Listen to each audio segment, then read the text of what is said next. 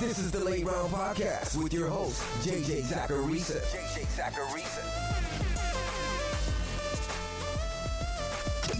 What's up, everyone? It's JJ Zacharisa, and in this episode 848 of the Late Round Fantasy Football Podcast, sponsored by FanDuel. Thanks for tuning in. The fantasy football playoffs are here, and I've heard the feedback. I've talked to you guys. You want this show to be structured a little differently. I usually wait one more week to do this, but starting this week, I'll only be talking about ads and drops on the show. That's just for the rest of this season. There might be a hold transaction in there every once in a while too, but no more buys and sells because your trade deadlines have passed. Today's show actually only features ads, players to get off the waiver wire, and there are 15 of them, as usual. Some are more important than others, and I'll do my best to guide you through. Let's do it. Add Ty Chandler. So Ty Chandler was a preseason favorite of mine. Hopefully he's finally going to get a shot. Because Alexander Mattison went down with an ankle injury in Week 14. His Week 15 status is very much up in the air. Without Mattison, Ty Chandler ended up playing all but 3 backfield snaps for Minnesota. Now, if Mattison is out, Minnesota's going to bring up a running back from their practice squad. But I would definitely expect Chandler to lead that backfield in touches. He might see 15 plus touches a game without Mattison. And their matchup this week, Week 15, it's not bad. They get the Bengals. The Bengals' rush defense is below average in rushing yards over expected allowed per carry, and they're an average team in adjusted fantasy points allowed to running backs. Add Chase Brown. So speaking of the Bengals, what about Chase Brown, man? He's now seen running back rush shares of 32% and 28% over his last 2 games. And after failing to see a target in Week 13, he had a 12% target share in Week 14. Now, some of you were around over the offseason. You might remember how my model felt about Chase Brown. It didn't mind him. He had a best season reception share close to 10%. His top season in total yards per team play was above 2, and he had a strong weight-adjusted 40 time. Those are all big pluses. His biggest analytical negative was his age. But overall, the profile was there. He might have some flex appeal in deeper formats moving forward. At the very least, though, he's a nice handcuff to Joe Mixon. Add Zamir White. So Josh Jacobs hurt his knee on Sunday against the Vikings. That left the Raiders' backfield to Zamir White and Amir Abdullah. Abdullah actually outsnapped Zamir White in that game 15-5. But the Raiders only played 6 offensive snaps after Josh Jacobs' injury. Abdullah played the passing down snaps. White was the early down guy. Now, if Jacobs misses time, I'd expect White to see more work than Abdullah. Abdullah would catch more passes out of the backfield, Zamir White more of the early down player. But a big reason to like Zamir White is because this week, on Thursday, they get the Chargers, and the Chargers are going to be without Justin Herbert. Vegas in that game right now is currently favored. And if they're favored, a neutral, a positive game script, that's going to favor Zamir White more than Amir Abdullah. So I think of those 2 players, White's the one that I would add. Add Jerick McKinnon and Clyde Edwards-Helaire. So Isaiah Pacheco's shoulder injury, it popped up after last week's 15 transactions episode. So I didn't get to really talk about that backfield on the podcast. Now, fortunately, we have this game without Pacheco under our belts to do a little analysis. Unfortunately, things weren't very clear-cut in that game. The Chiefs really split that backfield up in Week 14 against the Bills. Clyde Edwards-Helaire had the best usage. He carried the ball 11 times. Jerick McKinnon had 4 carries. CEH had 4 targets. McKinnon had 3. But in the red zone, McKinnon outsnapped CEH 7-2. And that's why McKinnon outscored CEH in that game from a fantasy perspective, because he scored a touchdown. Now, if Pacheco's out again, we should probably expect more of the same. Edwards-Helaire's the early down back. Maybe he has a little bit of receiving upside, but McKinnon has a little bit more receiving upside than that, and then he'll see the more important touches, the touches closer to the end zone. And that kind of leaves us with a mess. But if we were to choose for Week 15 only, I might choose Clyde Edwards-Helaire. I don't think it's an obvious choice, but I do lean that way, because Kansas City is a huge favorite against New England this week. That makes me think that CEH would be in store for a bigger workload. Both CEH and McKinnon, though, should be rostered. Add Zay Jones.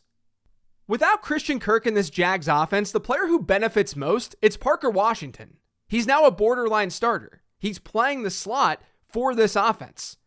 Zay Jones, though, he's definitely seen an uptick in work over the last couple of weeks. In week 13, he had a 20.5% target share. This past week, it was 28.6%. Now, he hasn't been overly effective, and he gets the Ravens this week. You're probably not going to feel that confident starting Zay Jones in that matchup. But next week, he gets the Bucs, and the Bucs have been a very favorable matchup for wide receivers this year. You can't leave a 28% target share on the waiver wire. Add Deontay Foreman.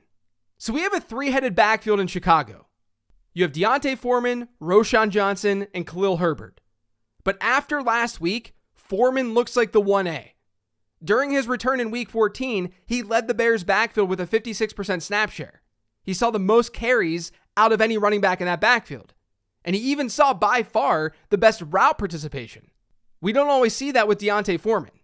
Now, you might have a hard time trusting him this week against the Browns, but in week 16, he gets the Cardinals. That's the third best matchup for running backs this season by adjusted fantasy points allowed. Add Matthew Stafford. Yeah, I know Matthew Stafford's not available in your league, but Yahoo says that Stafford's rostered in just 56% of leagues. There's a chance that he's out there in yours. And if that's the case, and if you need a streaming option this week, he makes a ton of sense. The Rams get the Commanders, and Washington is the second best matchup for quarterbacks by adjusted fantasy points allowed. Now, Stafford himself has been a lot better of late in fantasy. He's given us 3 straight top 8 fantasy performances. 2 of those came against tough defenses in Cleveland and Baltimore. As I talked about on the 10 Trends show a lot this year, the Rams started their season off with a really low pass-to-rush touchdown ratio, meaning they were scoring way more touchdowns on the ground than they should have. That started to regress. That's partially the reason why we're seeing Matthew Stafford as a better fantasy asset. He's a great play here in week 15. Add John Mechie and Xavier Hutchinson. So last week on the show, I talked about both John Mechie and Xavier Hutchinson. Obviously, the add out of that group was Noah Brown, but I said to watch out for these 2 other players, these secondary options in this Houston passing attack. And that's because Tank Dell was hurt. But in week 14, Nico Collins was injured too. He has a calf injury, and now he might miss time. At the time of this recording, I don't know how long he's going to be out. But that's big news for these secondary wide receivers on this team. Now, looking at the way Houston used their wide receivers against the Jets, it's looking like these players have semi-defined roles. Robert Woods and Noah Brown ran the most routes for that team. Brown ran 77% of his routes from the outside. Woods ran 56% of his routes from the slot. Nico Collins is a perimeter wide receiver.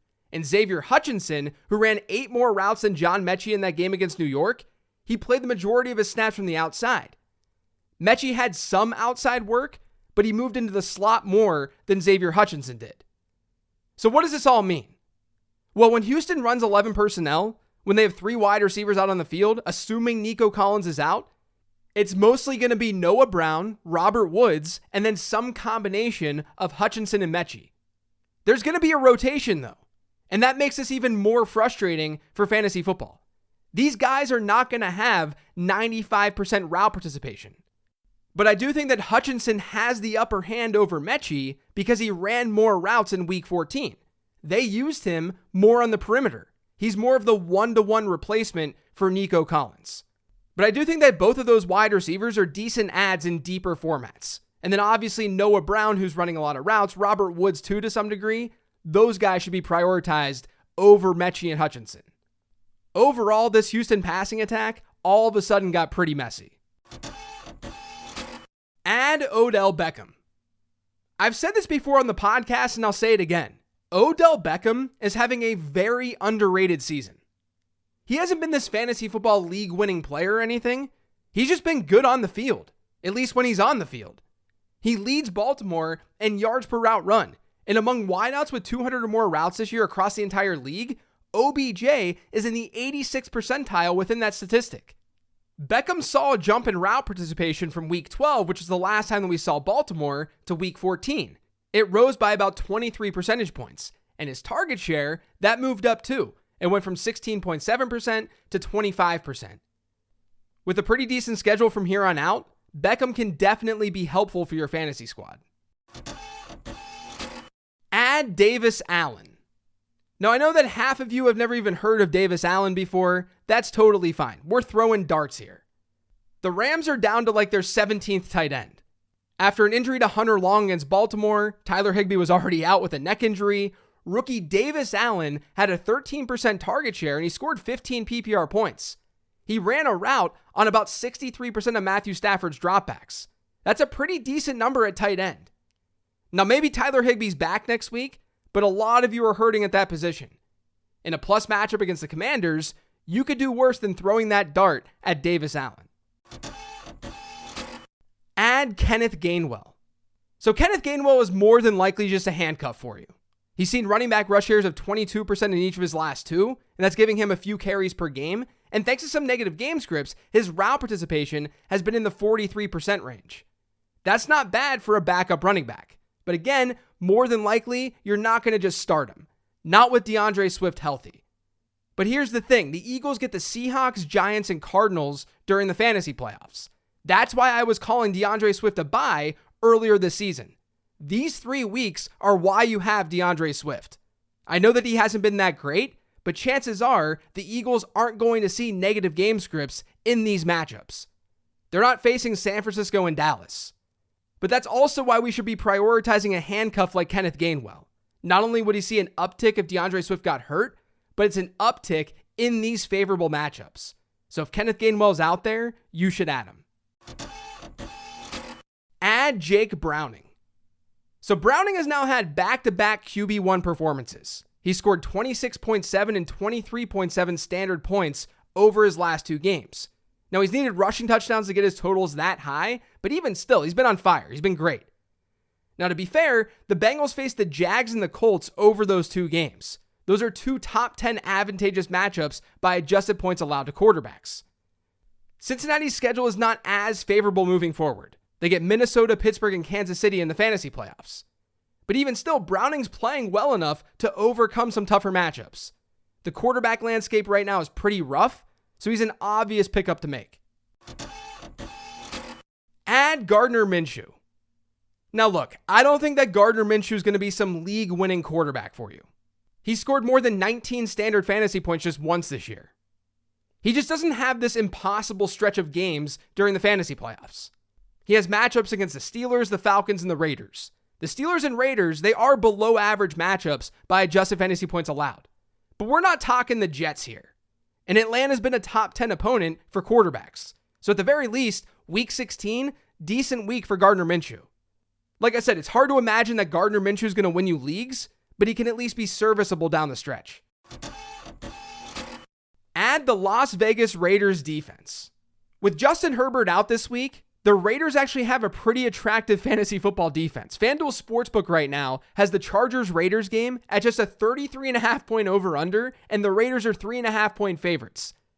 Vegas also has not been a bad fantasy option defensively, at least of late. They've ranked as a top 10 defense in 5 of their last 6 games. Against Easton Stick, they could finish there again. Add the Los Angeles Rams defense. So I brought this up a couple of weeks ago on the show, but the Rams have arguably the best playoff schedule in fantasy football, from a fantasy defense perspective. In week 15, they get a plus matchup against the Commanders. Then it's the Saints who have been more neutral, and then they'll close out the season against the Giants. That gives them another favorable opponent. So if you're in a league that doesn't allow for transactions, everything's locked for whatever reason, the Rams aren't a bad defense to just ride through the rest of the season. And they're still out there in 83% of Yahoo leagues. That's it for today's show, though. Thanks to all of you for listening. If you get subscribed to the Late Round Fantasy Football Podcast, make sure you are by searching for it pretty much anywhere podcasts can be found. And don't forget to follow me on Twitter at LateRoundQB and follow the Late Round Fantasy Football Instagram account at LateRoundFF. And then check out YouTube as well, youtube.com/@LateRoundFF. Thanks, everyone. I'll talk to you tomorrow with the weekly 10 Trend Show.